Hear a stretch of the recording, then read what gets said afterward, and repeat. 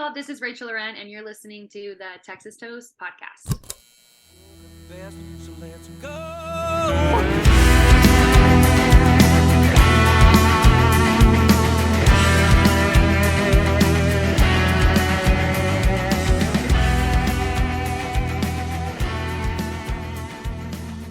Cheers, everyone. Welcome to the Texas Toast podcast with Miss Helen, and want to welcome Rachel Laren to the episode today. We're going to get to know Rachel, and everyone has got to hear the music that she's got going on. So welcome, Rachel. So happy that we could have you on the podcast and have time to get to visit with you. Yeah, absolutely. Thanks for having me. I am really excited to talk with you guys. All right. So you are from you're a Texas girl, Gun Barrel City, Texas. How was it growing up there? And did you start singing when you were young at home? Yeah, so I am from a little town called Gun Barrel. It was just like any small town, right? I did start singing when I was young, but I didn't know. So I started singing in church. I started at elementary school in third grade. Prior to that, I was homeschooled. And so whenever you went to elementary school, you had to choose like band, art, or choir. And I remember I told my mom, hey, I think I want to do choir. And she's okay, well, like, let me hear you sing. And I sang for her. And I guess for like a 9-year-old, I wasn't that bad. And so she was like, okay, well, let's go after choir. And so I started doing that, picked it up, really loved it. She got me in voice lessons.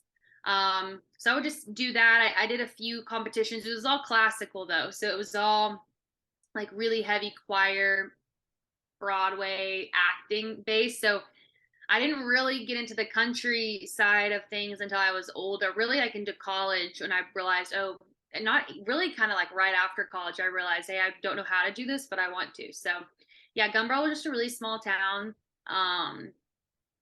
Yeah, there's a main street, and then, it's growing a lot nowadays. It's not too far outside of Dallas, but it's on a lake. So there was always something to do. But yeah, I'm kind of sad how much bigger it's getting than when I lived there, but I know we were just talking about that here in my small town, how and they're all just growing, but it's nice when you live by water. That yeah. always makes things nice. And so you went to Texas State. What did you study at Texas State?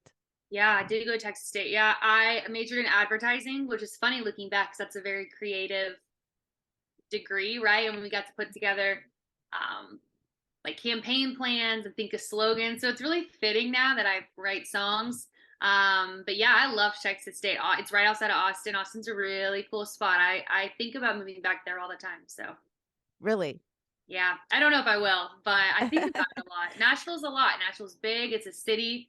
I'm obviously not from a city. So it's, I crave the like land and peace and not all the people a lot. Right. Well, you can always go back and forth. So let's Yeah. jump in and talk about your music. What was the moment that you said, I mean, here you are, small town Texas girl, just finished college. And I guess you were working at the time. And all of a sudden it was like you just felt this urgency to get into music and go to Nashville. Yeah, that's honestly exactly how it went. So so I said, I grew up singing. I stopped the choir in high school. I knew I liked singing, but I knew I didn't like that genre. I didn't know what I wanted to do. Everyone went to college or they went and worked blue collar. So I just said, okay, well, I guess I'm going to college. So went to college. I just didn't know how to do music. Like I didn't even know that there were songwriters. I thought every artist wrote their own songs. Like I just knew I liked to sing and I knew music that I liked. So when I was in college, I like a lot of people didn't even know that I sang. My very close friends did.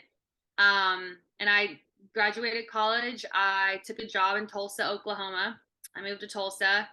And immediately I was just kind of, what am I doing? I'm 21 with a 401k, which is great. That's blessed for a lot of people. It just wasn't what I wanted.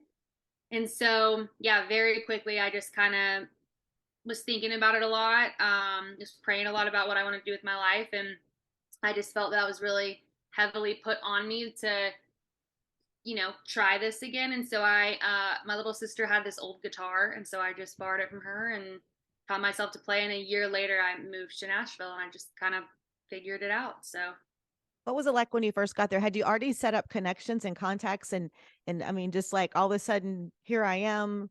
How did yeah. that all come together for you? Yeah. I knew no one. Oh, Like, I wow. did Wow. not know a soul. Yeah. No, I literally just knew. It's funny because I had people ask me, like, well, what if you don't like Nashville? I'm like, it doesn't matter. I have to be there. I Hmm. could be the worst town in the world. That's where I need to write songs. So, Yeah, I came here one time before, moved with my mom. We found a place to live. I rented a room from this girl that we found on, like, I don't even know where we found her. Maybe Facebook Marketplace or something. I don't really remember. Um they were great. And then I just Instagram. So I would just get on Instagram and I would see where are people playing at. So Belcourt Taps, it's actually no longer around, but it was a big place for songwriters to go, new, older, people with big hits, small hits. And so I would go there. That's when I started meeting people. And then I just slowly met people. I would write with anyone and everyone. And really Instagram, you can just, if the more people you follow, then you see where they're playing and who they're writing with and where they're going. And then you just go and try to mingle and write with whoever you can. And then eventually you find your people that really get what you're doing and you just try to elevate it from there. So how long were you there doing that and getting connections in between the time that you started releasing music that just blew up? Um, so I released my first song ever 2 years, I think, after moving here. So I've been in Nashville Okay. for 4 years, and I think I released that about 2 years ago. Mhm. Um, it was right, I think, after the pandemic and TikTok had came out, and I was a TikTok hater. I was not about it. And then people that I really respected got on TikTok, and I was like, okay, well, let me give this a shot. And now I'm a big advocate for it. It's free advertising, it's free publicity. I mean, yeah, I think it's great if you use it for the benefit of your music and not let it use you. So it was probably about 2 years, and then that's when I put out my first two singles, and then put out my most recent project about Okay, a so year. yeah, okay, so this is perfect because when I sat down and listened to your music, and I've got 3 I want to talk about, and of course we have to talk about Jesus and Me. I just feel like that with many of the songs that I listen to that you have out on streaming, that it's like I just feel like you were in my head, like writing for me. Like the things that people like, like especially with Me and Jesus, like a lot of us think that, and we just don't say it, but Yeah. that was a huge song for you and absolutely just home run on that one. Thank you. I love to hear that. I mean, when you write songs, you hope people relate to them, right? So that's awesome. I'm really happy you related to it. Yeah, that was the first song that I wrote that I was like, oh, I think, this could actually be how I want to say things and the melody in which I want to do it. I wrote that with some really cool people. One of them being Ashley Ryan, who she's an incredible artist in herself. She's killing it right now. Um, but yeah, thank you. I'm really happy. That kind of started what is my music now. So it was really cool to watch that song do what it did. Yeah, great job on that one. And then Yeah. another one that okay, it's just I'm just going through Out of the Ashes really Oh yeah. touched me. Yes. I'm so happy that you like. I think sometimes, with the smaller tracks, especially the last track on a project, you don't ever know if people actually listen to it or relate to it. And I love that song. That was the last song we wrote for that project, and it was the perfect fit for it. Yeah, I love that song. I think I'm happy that you resonated with that. I hope a lot of people do. I think a lot of people should and can, but I went back and listened to that one quite a few times. And of course, excuse me, Common Man's good. Fly, all your stuff is good. And then you hit us with John. We did talk about John Wayne on the podcast. Yeah, that's how I found you guys. Which I thank you so much for doing that. Independent artists like me, I mean, you guys know it means the world. Yeah, Mm, John Wayne was crazy. I What's so funny about John Wayne is so I wrote this whole EP with a group of girls, Julietti, Sam Blasco, and Aubrey Tuna. We went on a writing retreat, and John Wayne was the second song we wrote on there. And what's funny is they were fighting me. They were like, "John Wayne's the single, Rachel. Like that's the song." And I was like, "No, I just don't feel like it is. Like, I think it's like Fly or maybe Cotton Candy Sky." And they were like, mhm, "No, mhm. it's John Wayne," and they were right. So yeah, it's been crazy to watch that song. Yeah, not that there's anything wrong with those other ones, but Yeah. yeah. But one thing I noticed, speaking of Cotton Candy Sky Sessions, your EP that's acoustic, and then Cowboys Don't Change is like fully produced. And I Mhm. found that interesting that you have I like that, the acoustic versions and then the fully produced. Yeah. I'm to like my core love acoustic. Like Hmm. it was hard for me in this. I obviously, since making that project, I feel more confident in the studio and in production. But I love raw. I love an acoustic. I think that's why you see people like Zach Bryan and all those people just killing it right now, because there is a whole side of country music that I think a lot of listeners love that, and I'm one of them. So even when I'm Mhm. writing, we write on just a guitar, right? Like I don't ever write to a track. And so when we do the work tapes to them, I get attached to the work tapes. And so when we went to the studio, I am above and beyond proud of what we did production wise on that. And I think it pushed me out of my box, and it really solidified how I want to be in the uniqueness and what I want to bring to the table. A guy named Brad Hill produced that, who's crazy cool. But to your point, I just love the way that the acoustics sound, and love the way that when we wrote them on the guitar. And I also didn't want the life of the EP to die yet. I was really proud of those songs, and I think we live in a generation and a time of music where it's just consumption, consumption, consumption, and there's so much music out. And I'm gonna put more music out. I didn't want it to die yet, and so I thought another way of getting it out there could be the acoustic sessions. So that was kind of the thought process behind it. Yeah. And I think your whole style of music, and I like how I read something I think on your website that you refer to your style of music, kind of a term that I really liked and I feel like is spot on, is whimsical Western. Yeah, yeah, we kind of came up with. I remember when I sat down. So how this EP came about is I actually had a whole EP recorded. It was pretty much done, paid for the most part, and it wasn't it. I just remember thinking I'm just putting out music to put it out because it's time, but I don't love it. And so I'd spent a lot of time alone, what I want to say and how I want to say it. And when I texted those girls and was like, hey, I have like a whole list of ideas and things I've been working on, and I would love to run it past y'all and get us some dates to write. And I literally put in the text, I was like, think whimsical Western, because that's the only way that I could put it into words, ethereal, but it still is country, but it's not like honky tonk country, Hmm. So it just Hmm. kind of stuck. Yeah, I get that a lot, but I'm happy that that's what stuck. So So speaking of upcoming projects, what do you have in the works? What are your goals for the next year or so for your music?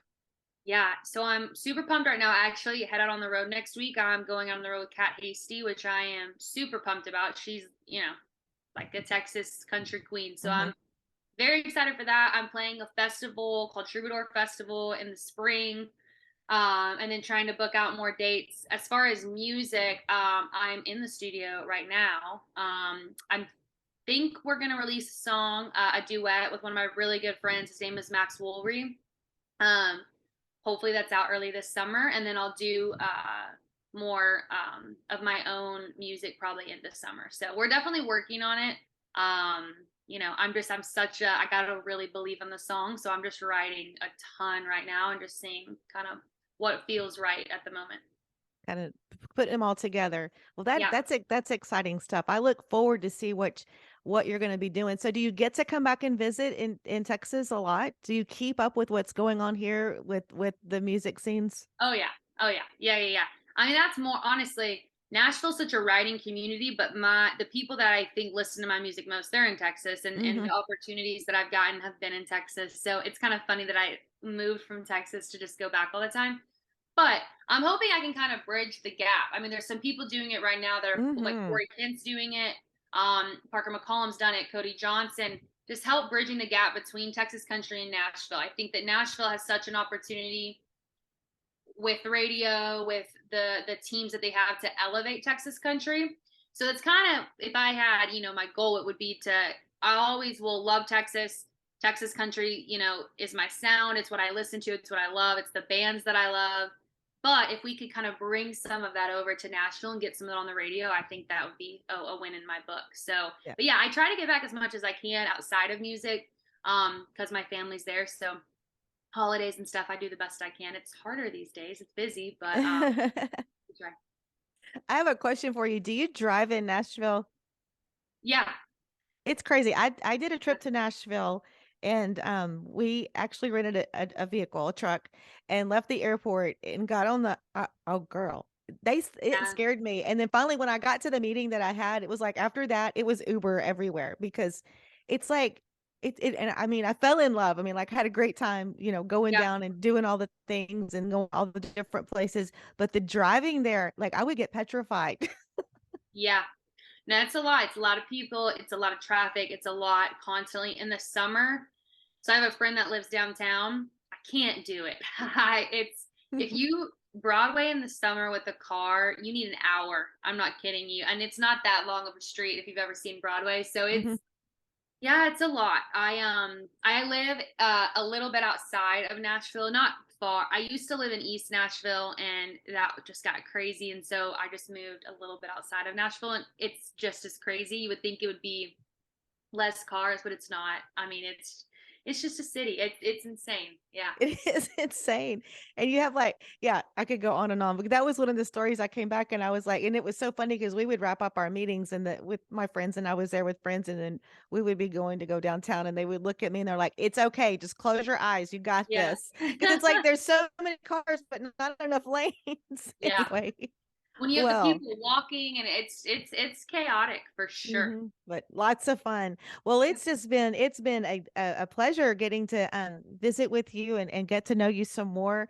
And we'll be keeping up with things. And where can people find you on your social media websites? Yeah, absolutely. Thank you guys so much for having me first. So I listen to the Texas Toast. I love what you guys do supporting independent artists. So absolutely. I'm so appreciative of your time. You guys can find me anywhere that you have social media. So Facebook, TikTok, Instagram. It's all Rachel Laren. Laren is spelled Laren. And yeah, I'm super excited about this year. So Yes, and if you haven't already, go on the streaming wherever you listen to your music and listen to Rachel's music, because once you listen to those tunes, you're going to fall in love. They're awesome. And thank you for such great writing and what you're doing and sticking to your craft. And I think it's such an amazing story that you follow that urging and that calling, and now look at you. I know that is wild. It's been the wildest 4 years, but I feel incredibly blessed. So yeah, it's been Yeah. crazy. Awesome. All right. Well, thank you so much, Rachel, for joining us on the podcast. Rachel Loren. Thank you guys.